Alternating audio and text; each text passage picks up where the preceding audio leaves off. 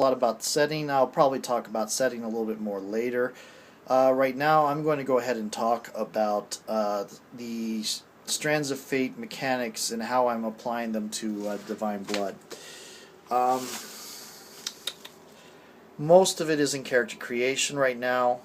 I'm running a Fate game that's not Divine Blood, so I'm getting some experimentation with mechanics which is going to result in there's probably going to be a section on home rules on rules for doing this by email or forum. But as it stands, let's just talk about the character creation a bit and some of the intentions I have. Okay, first of all, abilities. Strands of Fate does not use the pyramid setup that Dresden uses.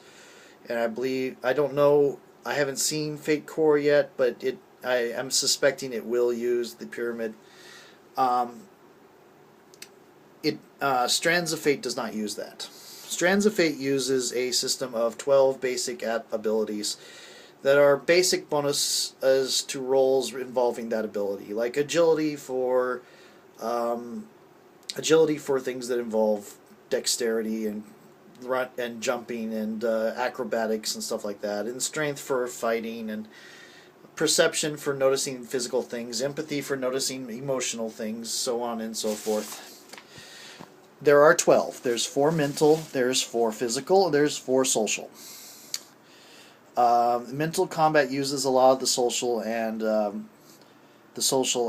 mental stats, especially willpower, deception, empathy, persuasion, knowledge and reasoning and willpower all get used a lot in both social and mental combat. Perception, agility, and strength get used a lot in physical combat, as does endurance. Let's see. And you get those 12, and you get a certain number of points to put between them. 1 is weak, 0 is crippled, 2 is average, 3 is good, 4 is very good, few in the world are that good, and 5 is legendary. And then you get to 6, which is superhuman. Not usually going to go there. Even the immortals in Divine Blood are going to be in the 1 through 4, 1 through 5 area for the most part. Maybe the oldest ones, the most powerful ones, will be in that 7 or 8, the 6 area. But for the most part, it stops at 5. And a lot of people it stops at 4. Okay. Now, one thing it is that I've mentioned that soldiers can compete with psychics on in Divine Blood setting is that the soldiers focus entirely on how to fight. And when they're using their skills, they're not tiring themselves out. In order for a psychic to get to the same level of pure battle skill as a soldier, they have to put more effort into it. They will typically be more experienced. So it takes more training, which is the same of any elite. So, but then you can look at the other elites that are non-psychic, and they'll probably have about the same level. And the psychic abilities and the elites being so highly trained in specific things tends to even out. The advantage that the elites have is that they don't wear themselves out when they use their weapons. The advantage that the psychics have is that you really can't take their weapons away. They're built in.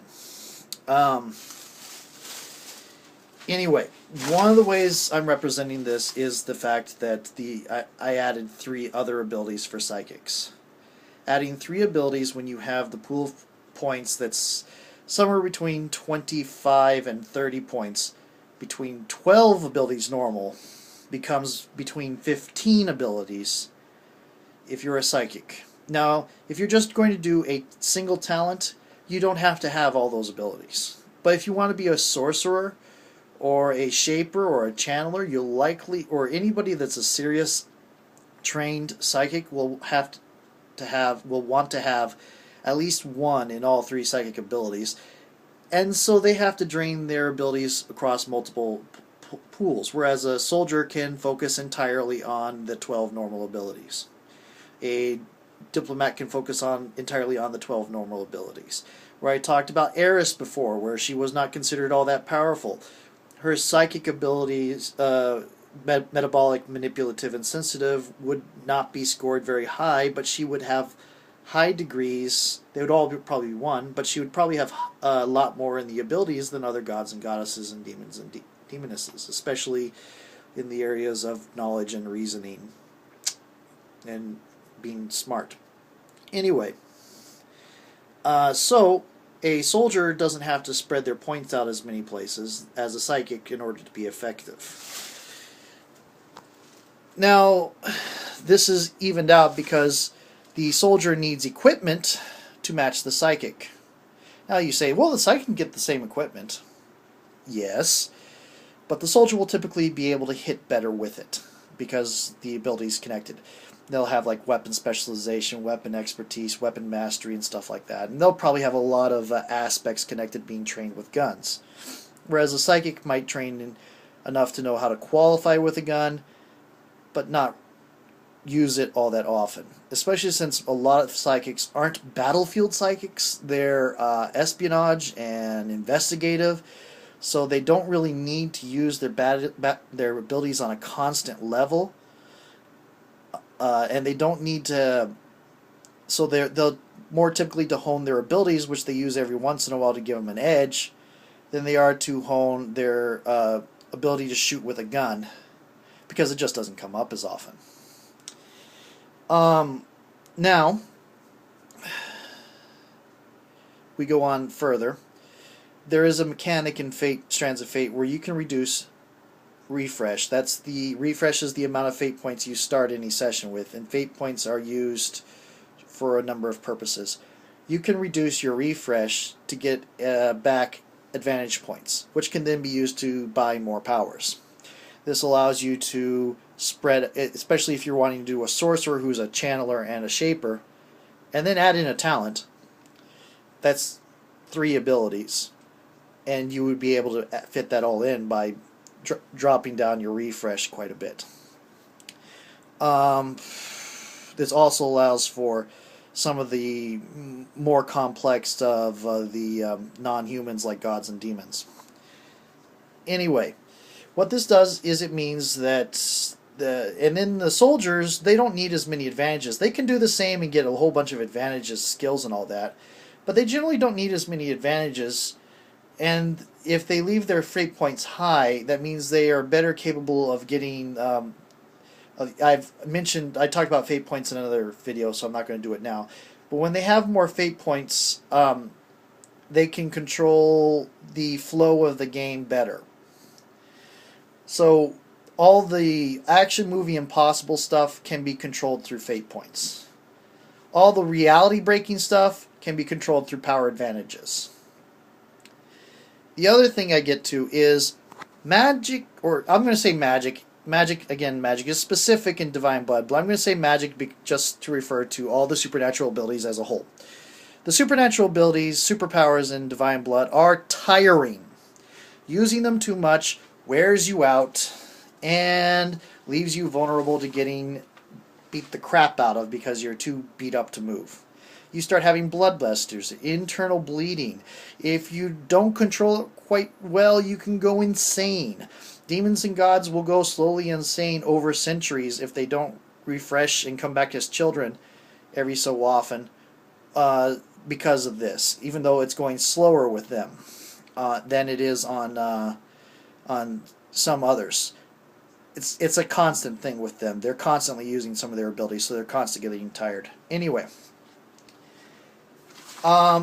As a result of this, if you look in the game book for Strands of Fate, a lot of powers are activated by using a fate point. You spend a fate point and the power turns on instantly. No tiring, blah, blah, blah, blah. You just run out of fate points. And you say, oh, well, running out of fate points can be tiring. But not really. They're not really having any lasting consequences of fatigue and damage. They're just running out of fate points.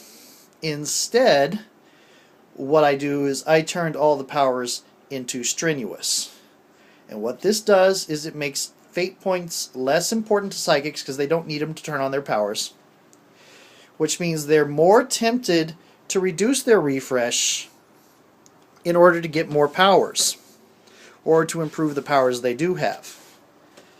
And what this means is that what I said before, where I want the soldiers to have higher fate than the psychics, so that the soldiers can do action hero impossible stuff, by making the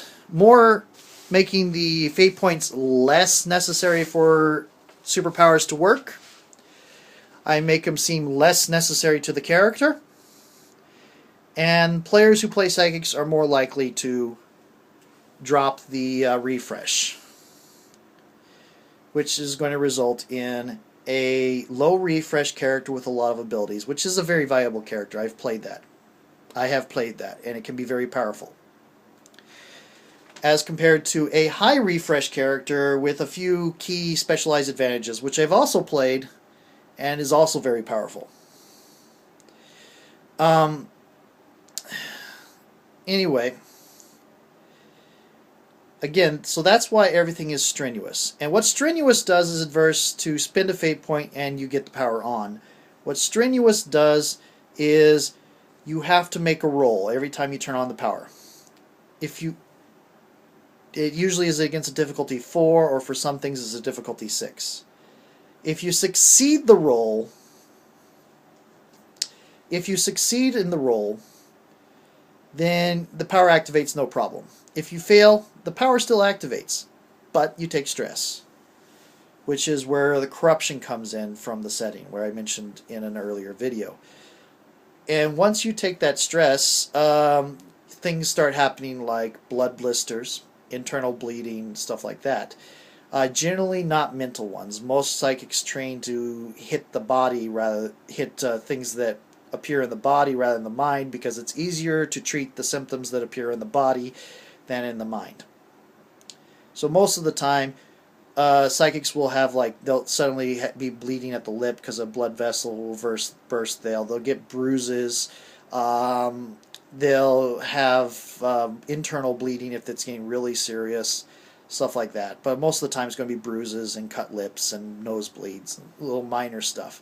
It's just ways for the body to eliminate and clear some of the stress that's coming on the life force being forced through the body like that. And so that's it. Now, what I am vacillating on is currently I'm using the standard, the default method for tracking health, the stress method, and that is you have a line of stress boxes to track for the minor consequence. Then you have another line for major, and then you have another line for extreme, severe, and another one for extreme, and then defeated. And what I'm thinking of doing is instead just going to the single set method, which you can also call the Dresden method, where you have a single set of boxes. And when you take stress, you can reduce the amount of stress you take by choosing, I'll take a minor, or I'll take a major and reduce that by 4. I'll take a minor, reduce that by 2. And then you can get advantages to alter the way the consequences affect the stress. Now, then you start thinking, well, why would I ever take stress? I'll just keep taking the consequences. The reason is the stress goes away at the end of the scene for most cases. The consequences don't go away until later. Minor consequences go away at the end of the scene. Major consequences, you have to be treated by somehow, and they only go away at the end of a day, and then gets worse as you get higher on, and social takes a long time to clear. But anyway, I'm thinking about going to that single set method because I'm using that in the game I'm running right now, and I'm kind of liking it. It gives a little bit more control over what kind of injuries a character receives, and where they receive these injuries, and how they receive them. And the standard method, you slog through this box, especially if they have a lot of stress, to get a minor. You slog through this blocks to get a major. You slog through this, and it takes forever. I'm finding combat goes a lot faster and is a lot more dramatic with the Dresden style single set. So I'm thinking about switching to that for the standard.